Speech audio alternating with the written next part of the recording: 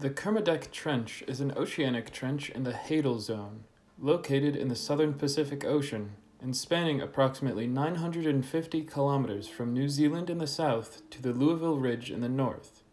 In 1952, its deepest section was discovered by a Danish research expedition and was named the Shoal Deep.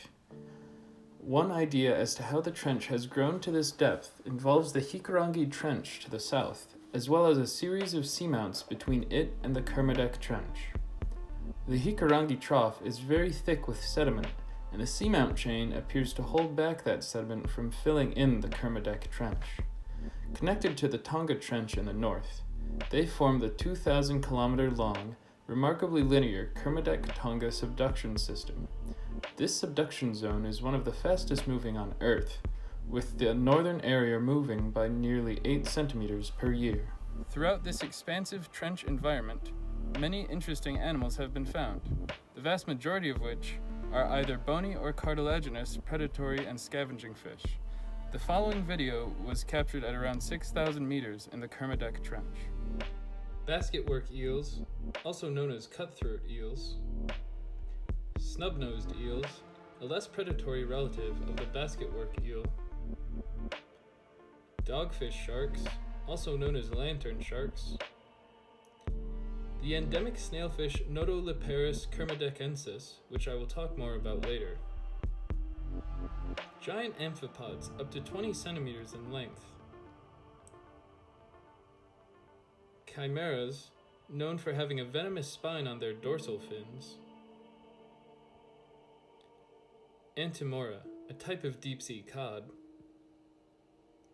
halosaurs, an eel-like fish of the order Notocanthiformes, slick-headed fish, named for the lack of scales on their head, of the order Alepocephaliformes,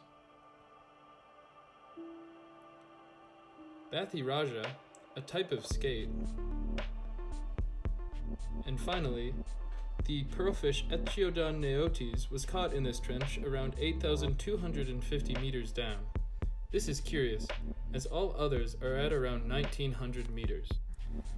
Many of these creatures were captured on video for the first time by the Hades Kermadec 2014 expedition, an unprecedented look into the deepest environments on Earth that unfortunately ended with the implosion of the famous Nereus unmanned research submersible at nearly 10,000 meters. Notoliparus kermadecensis is a species of hadobenthic snailfish that is endemic to the Kermadec Trench. Its range of depth is 6,474 to 7,561 meters, and its standard length can reach a max of 5.8 centimeters. It is among the deepest living fish, with only Pseudoliparus amblystompsis from the Japan Trench known to live deeper than it. Not much is known about the reproduction or larval stages of N. kermadecensis, but it can be inferred that the strategy of this species is somewhat similar to that of its relatives, laying approximately 5mm eggs on the benthos, hidden from predation in silt.